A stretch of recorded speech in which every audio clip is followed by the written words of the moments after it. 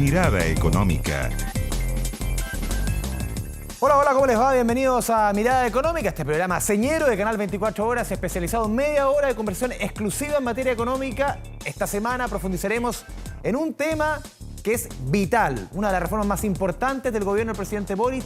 Hablamos de la reforma a pensiones. Lo dijo la ministra del Trabajo a principios de semana, que con toda seguridad a fines del mes de octubre más o menos tendríamos un proyecto de reforma a pensiones. Esto en un año que ha sido complicado para el sistema, un año que ha sido complicado para los fondos de pensiones más riesgosos. Se alistan a cerrar un año récord, el segundo peor desde que existen registros en cuanto a rentabilidades. El gobierno estudia eliminar el esquema de los multifondos tal como lo conocemos hoy. Ponga atención a la nota de Felipe Gallegos. Para el olvido ha sido este año para las economías del mundo. La guerra de Ucrania, alza de tasas de interés en Estados Unidos y Europa, temor a una recesión mundial que ha golpeado de lleno a los fondos de pensiones. Es que este 2022 se apresta a ser un año histórico, el segundo peor de todos los tiempos para los fondos A, B y C, los más riesgosos del sistema. Malísimo, pésimo, porque somos nosotros los más pobres los que nos vemos más afectados. Nosotros tenemos que asumir las pérdidas. ¿Y ahí? ¿Y cuánto se nos diría que tienen miles y millones de dólares? ¿Usted está a punto de jubilarse? ¿Le ha afectado? Por supuesto que sí. Perdí casi más de 3 millones, imagínense. Según cifras de la empresa consultora Ciedes, el fondo A ha caído un 15,9% este año, el B un 12,63%, el C un 9,24%, el D un 3,45% y el E, el más conservador del sistema, es el único con desempeño positivo. El caso de los fondos más riesgosos se han visto castigados por los malos resultados en las bolsas internacionales, especialmente en Estados Unidos y en China, también en Chile con el IPSA con una caída de más del 4%, y esto a pesar del alza en el tipo de cambio al dólar, especialmente durante las últimas 2 semanas. Las inversiones en Chile también sufrieron en septiembre. Al frenazo económico y la incertidumbre sobre el proceso constituyente se sumó el recorte en la clasificación de riesgo realizado por la agencia Moody's. Malas noticias financieras que impactaron a todos los fondos de pensiones en el 9º mes del año. Ninguno se salvó de las caídas. Pero ¿qué se recomienda hacer ante este escenario? Cuando hay fuertes caídas de los fondos, estos tienden a recuperarse en los siguientes meses, de 6 a 18 meses. Por lo tanto, si una persona está en el fondo A o en un fondo que ha tenido pérdida, lo más probable es que esto se recupere en los siguientes meses. De ahí no es recomendable cambiarse, porque el cambiarse implicaría perder la eventual recuperación de estas rentabilidades. Multifondos que este 2022 cumplen 20 años y que en el marco de la reforma al sistema de pensiones el gobierno estudia cambios importantes como limitar la posibilidad de elección y que los cotizantes sean asignados directamente a fondos de acuerdo a su edad. Hoy día a los pensionados y a los cotizantes tienen que tomar un conjunto de decisiones sobre sistemas que no necesariamente están aprehendidos. Los movimientos tanto de los multifondos como por ejemplo las elecciones entre renta vitalicia y retiro programado han demostrado que aquí los cotizantes y los jubilados asumen importantes costos. A fines del mes de octubre será presentada la esperada reforma al sistema de pensiones. Lo decía Felipe Gallegos en la nota, a fines del mes de octubre tendríamos ya conocimiento, los detalles de esta reforma. Hemos conocido algunos elementos, vamos a profundizar de este tema con David Bravo, director del Centro de Encuestas y Estudios Longitudinales de la Universidad Católica. David, un amigo aquí en la casa, bienvenido a Canal 24 Horas, Mirada Económica, ¿cómo te va? Hola, ¿qué tal? Muy buenas tardes. A ver, David, lo primero, hemos ido conociendo esbozos, detalles en entrevistas, la ministra lo dijo en entrevista en Estado Nacional con Matías del Río, en alguna oportunidad también el ministro Mario Marcel. ¿Cómo analizas tú, desde tu posición, tú dirigiste, encabezaste la comisión que lleva tu apellido, la Comisión Bravo, que entregó y estudió el tema y entregó propuestas el año 2015? ¿Cómo ves tú estos elementos que se han ido presentando respecto a esta reforma de pensiones, este aumento de 6% a cargo del empleador de la cotización, que iría, por lo menos en el proyecto, a solidaridad? Ese primer elemento.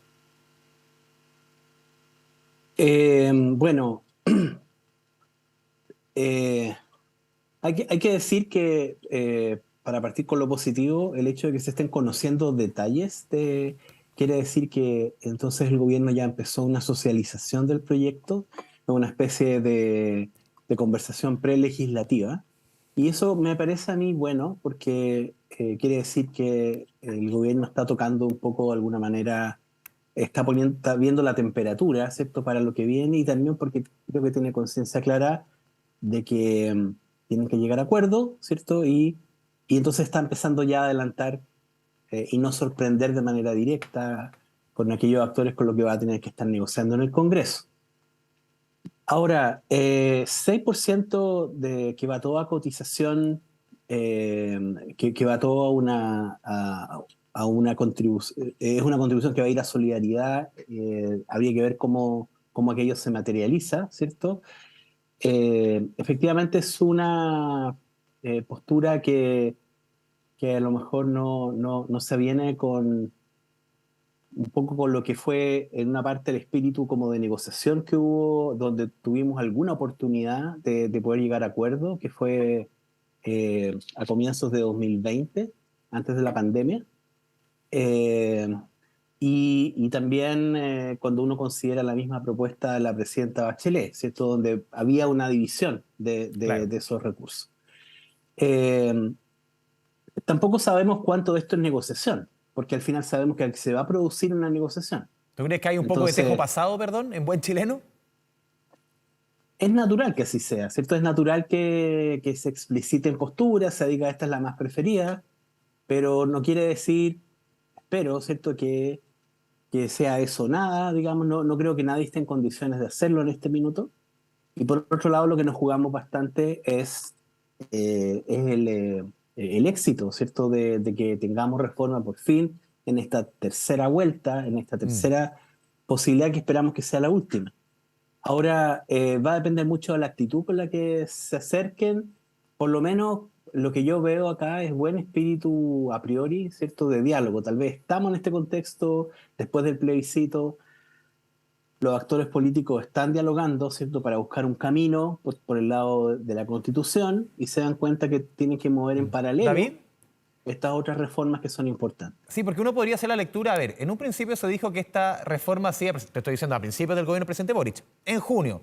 Después se dijo en agosto, después del plebiscito. Ahora se dice a finales de octubre. Claro, uno podría hacer la lectura, no están llegando a acuerdo, los puntos están bastante distantes, como que uno empieza a perder la fe. Como decías tú, esta es la tercera patita y no hay mucho margen de error. Uno podría hacer la lectura de que después de tanta postergación de presentación del proyecto es porque definitivamente las negociaciones están lejanas. ¿Tú eres más positivo respecto a esa mirada, vaso medio lleno?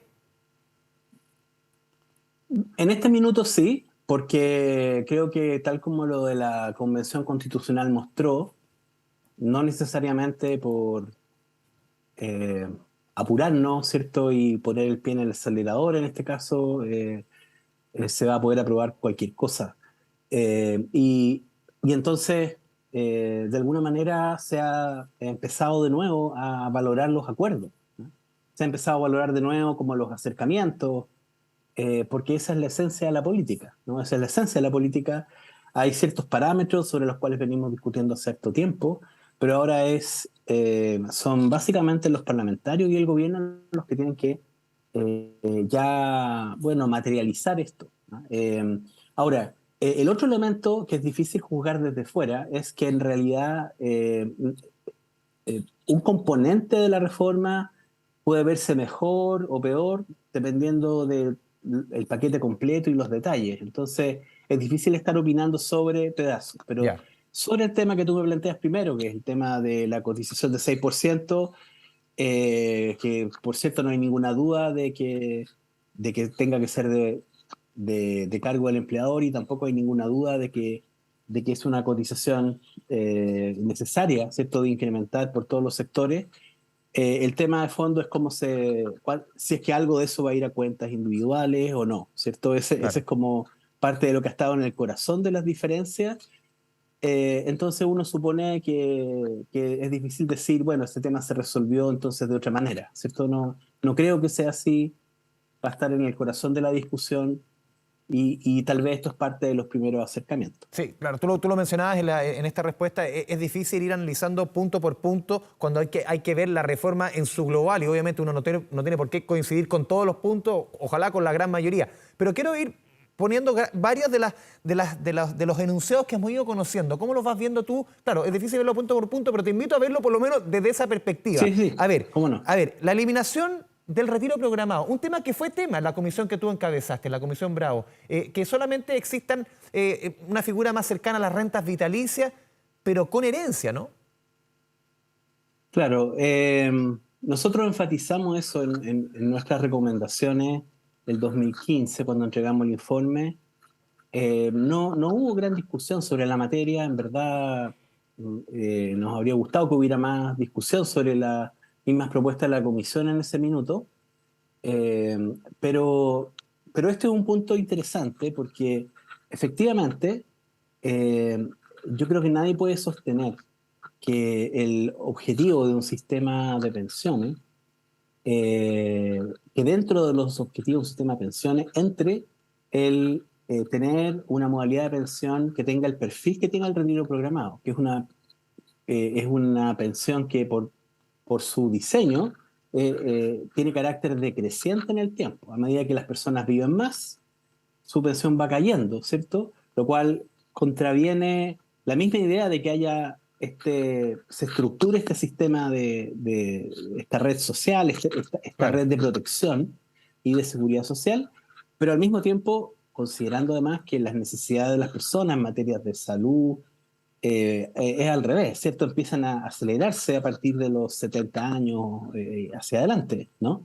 Y antes incluso. Entonces, el perfil no tiene mucho que ver. Esto no es seguridad social. Esto ha sido levantado muchas veces en la discusión. Nosotros lo quisimos plasmar en una recomendación, lo cual quiere decir que si algo así se toma, nosotros tendríamos que considerar cuáles son esas modalidades que quedan. Yo no podría decir es como una suerte de familia de rentas vitalicias, con modalidades distintas, ¿cierto? Si deja o no deja algún elemento de herencia, pero eso es algo que se tiene que discutir en los detalles y habrá que ver la propuesta del gobierno. Pero en ese aspecto me parece bien que el gobierno haya rescatado una de las cosas que levantamos, ¿cierto? Y que generalmente no fue mucho objeto de atención. Me encantaría, te lo digo de inmediato, me encantaría que el gobierno también nos sorprendiera con otra propuesta que insistentemente hemos hecho desde la comisión, pero también en la comisión anterior cuando participamos en la comisión que dirigió Mario Marcel. A lo mejor Marcel entonces, Marcel ahora ¿cuál es la puede hacer propuesta? alguna sintonía. Hay que homogeneizar la edad de jubilación, hombres y mujeres. Eso ¿Okay? es, políticamente es complejo. Bueno, pero tú te das cuenta que soy optimista, Sí. en el sentido de que a lo mejor se están tomando ideas que se han planteado ya por mucho tiempo, se tienen que abordar. Entonces, por eso te digo, creo que habría que mirar el paquete completo para poder opinar, ¿cierto? Sí, porque puede ser que efectivamente, si es que vienen muchas de las cosas que ni siquiera se han planteado en las propuestas anteriores, a lo mejor la propuesta pasa a tener un cariz mucho más positivo. Pero respecto del retiro programado, esa es la razón y creo que es correcto.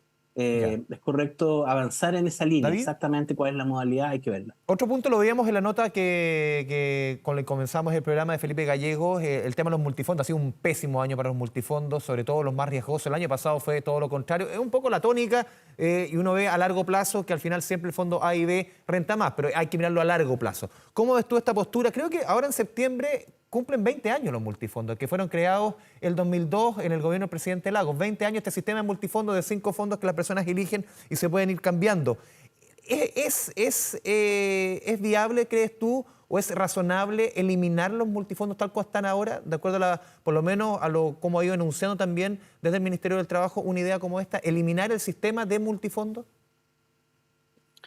Bueno, hasta el momento yo estoy bastante contento con estos adelantos, que tal vez no son el centro de la propuesta, porque en una de esas a lo mejor vienen otros aspectos como te mencionaba, ¿cierto? Pero este también fue un aspecto que nosotros en la comisión levantamos.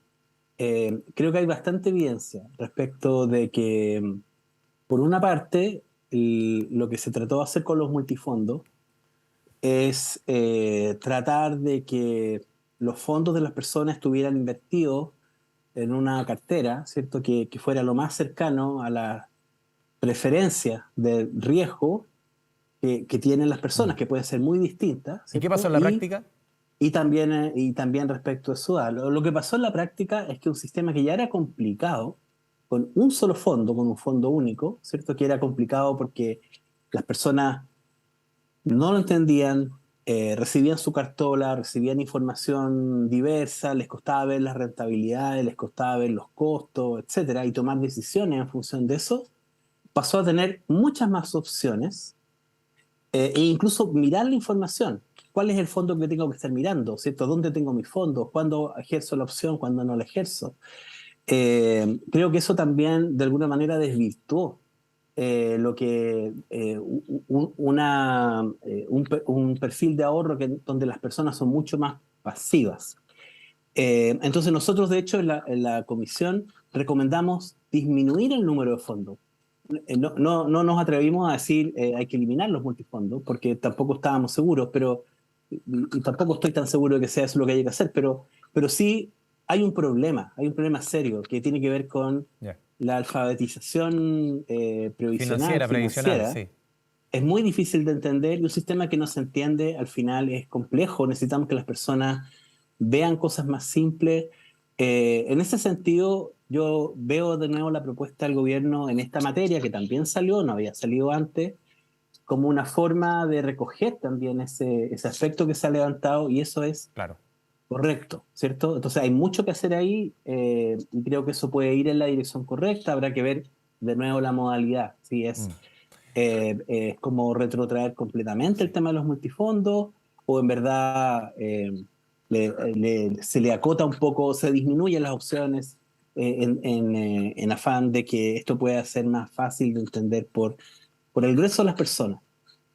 David, te pido que te quedes conectado. Vamos a hacer la primera pausa aquí en Mirada Económica, Canal 24 Horas. Estamos conversando con el economista David Bravo. Tema de pensiones, tema central hoy día en la discusión en política y económica. Vamos y volvemos en Canal 24 Horas.